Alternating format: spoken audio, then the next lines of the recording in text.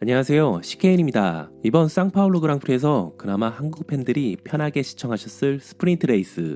이번 스프린트는 단순한 포인트 싸움이 아니라 챔피언십의 향방을 바꿔버린 결정적인 순간이었는데요. 이번 영상은 F1 2025 시즌 21라운드 상파울루 그랑프리 스프린트 레이스의 간략한 리뷰 영상입니다.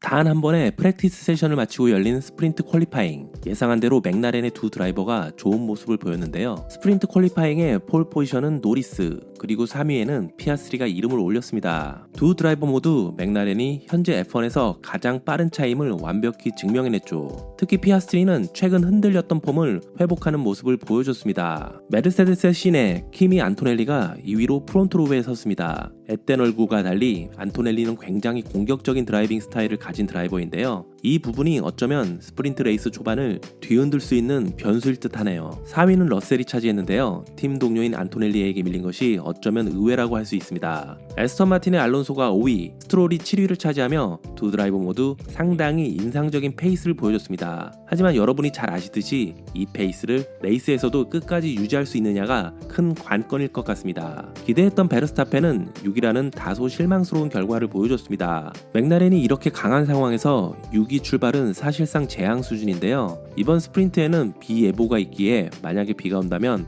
베르스타펜이 과연 이 비 속에서 또 한 번의 미라클을 만들어낼지 이번 스프린트의 최대 관전 포인트 중 하나일 것 같네요. 페라리의 르클레르가 8위를 차지했는데요. 하지만 르클레르는 SQ2에서 스핀을 하며 옐로우 플래그가 선언, 결국 이로 인해 팀 동료 해밀턴의 푸시랩에 영향을 주며 해밀턴이 SQ2에서 탈락하는 데 영향을 끼쳤습니다.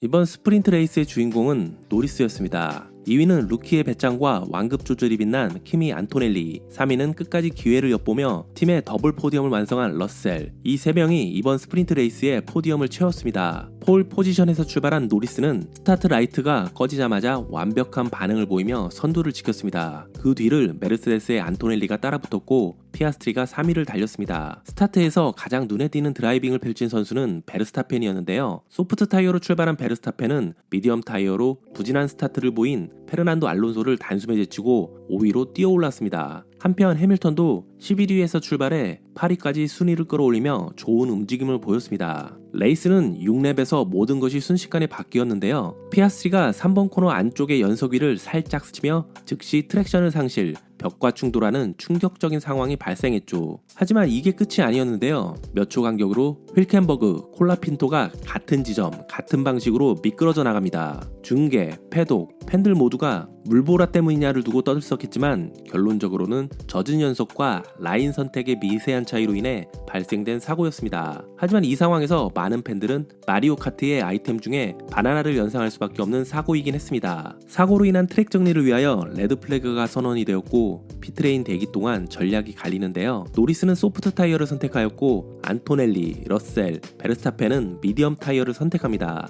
레이스는 롤링 스타트로 재개가 되었습니다. 노리스는 다시 한번 선두를 지켰고 안토넬리와 러셀이 그 뒤를 따랐습니다. 베르스타펜은 4위를 유지했고 알론소는 르클레르와 해밀턴의 압박을 받으며 5위를 방어해야 했습니다. 레이스 재개 후 하이라이트는 노리스와 안토넬리의 치열한 배틀이었는데요. 소프트 타이어로 시작한 노리스는 초반에는 여유있게 앞서갔지만 랩이 거듭될수록 타이어 마모가 시작되었습니다. 17번째 랩, 안토넬리는 노리스의 DRS 범위 안으로 들어왔고 20번째 랩에서는 격차가 0.7초 차이까지 좁혀졌습니다. 노리스는 팀 라디오로 리어 타이어가 힘들어지고 있다고 보고했고 안토넬리는 매 섹터에서 더 빠른 페이스를 보이며 맹추격했지만 끝내 추월에는 실패하였습니다. 노리스는 노련한 레이스 매니지먼트로 안토넬리에게 추월을 허용하지 않고 1위로 체커드 플래그를 받았습니다. 중위권에서는 르클레르가 알론소를 상대로 긴 배틀을 펼쳤는데요. 페라리는 직선 속도에서 고전했고 알론소는 연료를 아끼기 위해 리프트 앤 코스트를 지시받았음에도 불구하고 5위를 끈질기게 방어했습니다. 하지만 22번째 랩, 르클레르는 마침내 4번 코너에서 알론소를 추월하는 데 성공하며 5위로 올라섰습니다.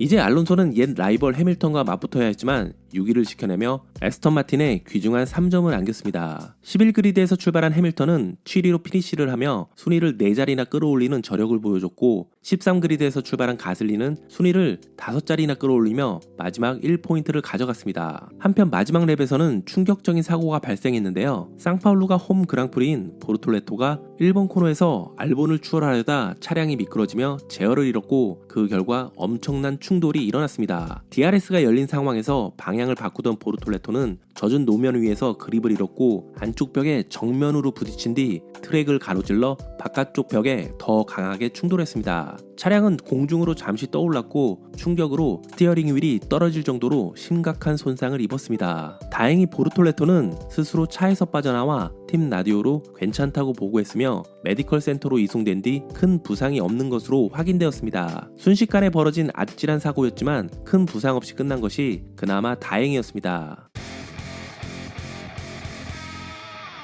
이번 스프린트 레이스 결과로 노리스는 드라이버 챔피언십에서 피아스트리를 9점 차로 앞서가게 됐습니다. 피아스트리는 이번 상파울루 그랑프리에서 반드시 반등이 필요했지만 일단 출발이 썩 좋지는 않네요. 과연 본 레이스에서 다시 흐름을 되찾고 노리스와의 격차를 줄일 수 있을지 지켜봐야겠습니다. 이건 베르스타펜에게도 마찬가지인데요. 스프린트에서 노리스와의 격차를 좁히기는커녕 오히려 더 벌어지면서 현재 드라이버 챔피언십 구도는 노리스가 가장 유리한 위치에 서게 됐습니다. 과연 본 레이스에서 이 3명의 드라이버 중 누가 웃게 될지 내일 새벽 레이스에서 확인하시죠. 이상으로 스프린트 레이스에 대한 간략한 리뷰 영상을 마칩니다. 시청해주셔서 감사합니다.